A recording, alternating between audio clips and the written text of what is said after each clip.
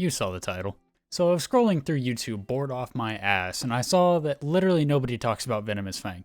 Aside from a few people saying it's OP as fuck, who were struggling with the beginning area enemies. This guy, for instance, talked about it being great, but just as an offhand weapon. So despite it seeming somewhat decent on paper, I wanted to test out the weapon and see if it was actually usable.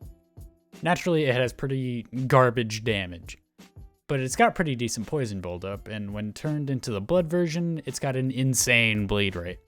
So it seems pretty good, right? Well, let's define good. Good means it's not fucking straight up doo-doo.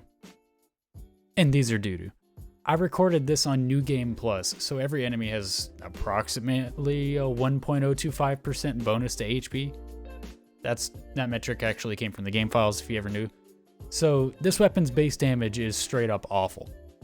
The poison doesn't do much of anything against most enemies either. The only redeeming factor for this weapon is the bleed. Luckily, it has very low stamina usage on hits, and it hits pretty fast, which sounds pretty good for a bleed, right?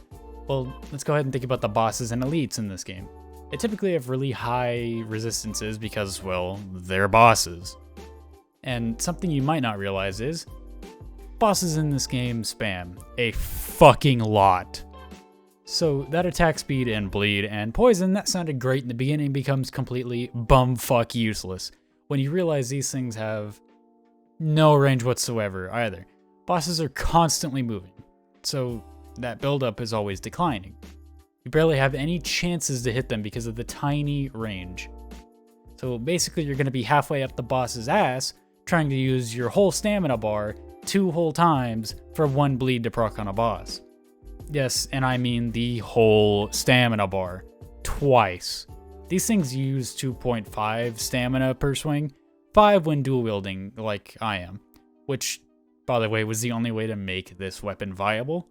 So imagine with a spam-ass boss that moves everywhere while you're trying to pray to Buddha's fat golden ass cheeks that you get a quick bleed proc off while you're having to non-stop use this little shitty dash move around. You might be thinking, why use the dash move? Just roll. Well, that dash actually ends up being your saving grace after about, 6 hours in when you realize, holy shit, this thing is actually great. The quick step skill actually has a lot longer iframes than your roll does. Most of the time you just have to dash backwards and around while constantly straining your eyeballs as you slowly start to look more and more like Mort from Madagascar. You'll start slowly losing your mind and becoming more feral until you eventually turn into that motherfucker as you're trying not to die when the boss has just a sliver of HP left, and you've already used every flask of goop juice hidden in your fucking prison pocket. 90% of your damage with this weapon will come from the shit-ass poison effect that it does as well. 0.0014% plus 14 damage per second. Like, holy fuck, poison is literally dog cheeks, and it's your most useful stat for most of your fights. I died so many times to dumb-ass little random elite boss enemies just trying to get to the main fucking bosses. So it's pretty undeniable that this weapon fucking blows for any sort of enemy with resistances. I'll be honest, the one actual redeeming quality of this weapon was the quickstep. Since it has more iframes than rolls and provides a longer stride, it's also faster than your roll as well.